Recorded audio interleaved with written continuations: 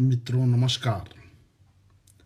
बहुत दिन में प्रत्यक्ष मिलने का मौका नहीं मिल रहा है, इसलिए मैंने सोचा प्रधानमंत्री जन कल्याणकारी योजना के माध्यम से जनता के बीच में काम करने वाले हमारे सभी कार्यकर्ता भाइयों बहनों से मैं फेसबुक लाइव के माध्यम से बात करूं। हमने कभी सोचा नहीं था कि इतना बड़ा संकट ऐसा आएगा कि ये जो सामाजिक जीवन में काम करने वाले कार्यकर्ता जो जनता में काम करते हैं, इनको घर में बैठकर इस प्रकार के दिन भी गुजारने पड़ेंगे। पर संकट कोई कह के नहीं आता है। इस सब पार्श्वभूमि पर हमारे देश के प्रधानमंत्री नरेंद्र मोदी जी ने यह सिचुएशन जिस प्रकार से हैंडल की है, उसकी सराहना पूरा देश नहीं विश्व में हो रही है। समस्या तो कोई एक देश तक सीमित नहीं है, यह एक वैश्विक समस्या है और जिसका इलाज करने के लिए पूरे विश्व के जो टीम बनी है उसमें भारत के भी 3 साइंटिस्ट आज काम कर रहे हैं। भारत का वर्णन करते समय हम लोग कहते इतना बड़ा लोक संख्या वाला ये देश, इसकी इतनी विविधता, इसकी इतनी समस्याएं। यानी एक बार ऑस्ट्रेलिया में बोलते समय नरेंद्र मोदी जी ने बोला था, ऑस्ट्रेलिया की जितनी लोक संख्या है उतनी लोक संख्या हिंदुस्तान में एक समय ट्रेन में बैठी मिलती है। इतनी बड़ी घनता वाला ये देश, और यहाँ इस प्रकार का कोरोना का संकट, इस पर मात करने के लिए बहुत दमखम से, दूरदृष्टि रखते हुए और पूर्ण देश को इस संकट से बाहर निकालने की नियत से, जो हिम्मत से नरेंद्र मोदी जी ने निर्णय लिया और सब लोगों ने उनको साथ दी। इसका कारण है उन्होंने अपना एक मॉरल स्थान बनाया है, एक मॉरल अथॉरिटी बनाई है। ये आदमी का अपना व्यक्तिगत स्वार्थ कुछ नहीं है, जो करेंगे वो देश के लिए करेंगे, ये लोगों की भावना है। इसलिए हर वर्ग के आदमी की कुछ ना कुछ प्रमाण में असुविधा होते हुए भी इस संकट को मोदी जी के नेतृत्व में लोग साथ दे रहे हैं। नहीं तो देखो विश्व में क्या स्थिति है। इटली के प्रधानमंत्री कह रहे स्थिति हमारे हाथ में नहीं है, वहां ताबूत बन रहे शव रखने के लिए। अमेरिका के प्राइम मिनिस्टर कह रहे लाखों लोग मरने को तैयार रहो, वह कैफीन की तैयारी चल रही है। पाकिस्तान ने 80 एकड़ भूमि कब्रिस्तान के लिए आरक्षित कर रखी है। चीन के लाखों लोग अता पता ही नहीं है, वो तो कोई डेमोक्रेटिक कंट्री है नहीं, वहां की न्यूज बाहर नहीं आती है। 2.5 करोड़ लोगों के फोन नहीं उठ रहे, फोन पूरे बंद है। और ब्रिटेन के प्रधानमंत्री खुद आईसीयू में एडमिट है।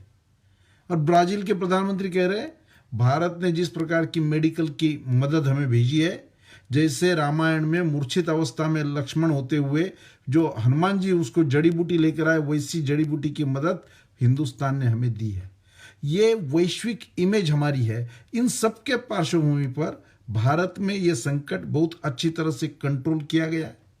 और मोदी जी ने जिन जिन लोगों की इसमें समस्या निर्माण हो सकती है, फिर वो माइग्रेंट लेबर्स है, किसान है, किसानी में काम करने वाले मजदूर है, ऑटो चालक है, हाथ रिक्शा चलाने वाले, साइकिल रिक्शा वाले लोग हैं, होटल में काम करने वाले वेटर्स है, झुग्गी झोपड़ी में रहने वाले लोग हैं। ऐसे अलग अलग क्षेत्र के लोग जिनकी ये समस्या हो सकती है, ये उद्योग कारोबार बंद होने के बाद जिनको रोज कमा के लाने के बाद जिनका चूल्हा जलता है, ऐसे लोगों के लिए भी सरकार ने बहुत अच्छी स्कीमें लाई है।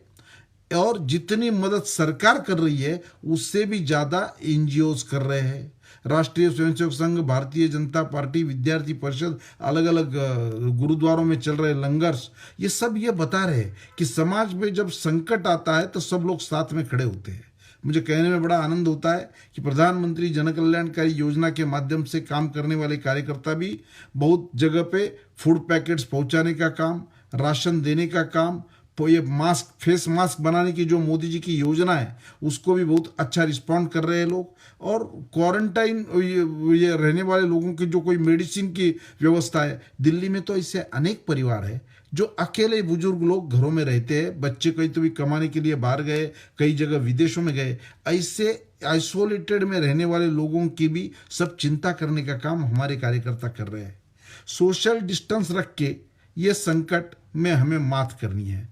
आरोग्य सेतु लैब सरकार ने जो बनाई है वो सबके हित की है और इसका रिकॉर्ड ऐसा है, आज ये 6 दिनों में 8 करोड़ से ज़्यादा लोगों ने वो अपने फ़ोन पर डाउनलोड कर लिए। ये करने का फ़ायदा क्या है? हमारा 1 रुपया खर्चा नहीं है, पर सरकार ने ये सुविधा दी है। एक तो वो हमारे इतनी डिटेल इंफॉर्मेशन ले लेता है कि हम इस संकट से पीड़ित नहीं है, ये उसमें स्पष्ट हो जाता है। दूसरा, इसका प्रादुर्भाव वाला कोई आदमी कोरोना पॉजिटिव वाला हमारे इर्द गिर्द भी आ गया तो वो अलार्मिंग मैसेज तुरंत हमारे फ़ोन पे देता है कि इससे अंतर मेंटेन करो, यह आदमी प्रादुर्भाव है इसका हुआ है। तो मुझे ऐसा लगता है कि हमारे सभी कार्यकर्ताओं ने ज़्यादा से ज़्यादा पैमाने पे सभी फ़ोन वालों को ये download Aarogya Setu lab app download करने के लिए आग्रह करना चाहिए। मोदी जी ने जो मोदी केयर फंड की जो कल्पना निकाली है, छोटे से छोटा आदमी भी जिसमें 100 रुपया भी कंट्रीब्यूशन कर सकता है। बड़े लोग तो चाहिए इतना दे रहे। हमने देखा टाटा जी ने, रतन JRD टाटा ने 1500 करोड़ रुपया दिया है इसमें। तो जब संकट आता है तो लोग सब इस प्रकार की मदद करते हैं। सरकार ने किसानों के अकाउंट में सम्मान राशि पहुंचाने का काम किया है। इस देश में केवल टेस्टिंग की एक ही लैब थी, उसको 220 तक हमने इतने कार्यकाल में बढ़ा दिया। वेंटिलेटर का प्रोडक्शन हमारे देश में शुरू हुआ। स्पेशली डेडिकेटेड हॉस्पिटल्स केवल कोरोना के लिए इतने बड़ी संख्या में हमारे देश में है।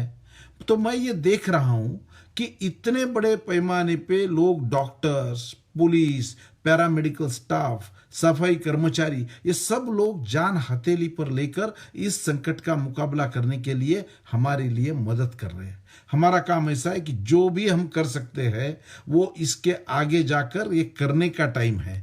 इससे समाज बचेगा, देश बचा तो हम बचेंगे। और देश बचाने के लिए बहुत अच्छे मौका हमें ये मिला है। संकट के समय जितना ज़्यादा हम काम कर सकते हैं अपनी क्षमता के अनुसार, वो सब हमको करना चाहिए। लोगों को जो मदद की आवश्यकता है, friend in need is friend in deed, ये जो है वो सही करने का ये टाइम है। मुझे ऐसा लगता है नरेंद्र मोदी जी ने इस प्रकार के जो योद्धा है, वॉरियर्स है, कोरोना वॉरियर्स, इनको धन्यवाद करने के लिए 2 बार हमने, एक बार बालकनी में जाके थाली बजाना, ताली बजाना, इसके माध्यम से काम किया। दूसरी बार हमने दीप जलाया। लोगों ने इसका वर्णन किया कि पूरे विश्व जब डगमगा रहा था तो भारत दीपक जलाकर जगमगा रहा था। ये है नरेंद्र मोदी जी का नेतृत्व। हमारे डिवोटेड कार्यकर्ता, समर्पित कार्यकर्ता, त्याग करने वाले कार्यकर्ता, मेहनती कार्यकर्ता निश्चित रूप से इस संकट का सामना करने के लिए समाज की जैसे जैसे आवश्यकता होगी उस लिए खड़े रहेंगे। और हमारा इसके पहले भी जो प्रधानमंत्री जन कल्याणकारी योजना के माध्यम से काम करने की आदत है, उस माध्यम से हम ज़्यादा से ज़्यादा लोगों तक पहुंचकर पर अपनी लक्ष्मण रेखा घर ना छोड़ के, यानी कल मेरे को एक व्हाट्सएप आया कि लॉकडाउन का 3रे चरण में अगर नहीं जाना है तो अपने 2 चरण अपने घर में रखो। इसको साध्य करते हुए हम जो जो कर सकते हैं वो करना चाहिए। ये करने के लिए ही आज का मैंने मौका लिया। आप सबको मैं आह्वान करता हूँ, ज़्यादा से ज़्यादा योगदान हम सब लोग इस संकट के लिए बाहर निकलने के लिए हम करें। इतना आह्वान करके मैं मेरे 2 शब्द खत्म करता हूँ। नमस्कार।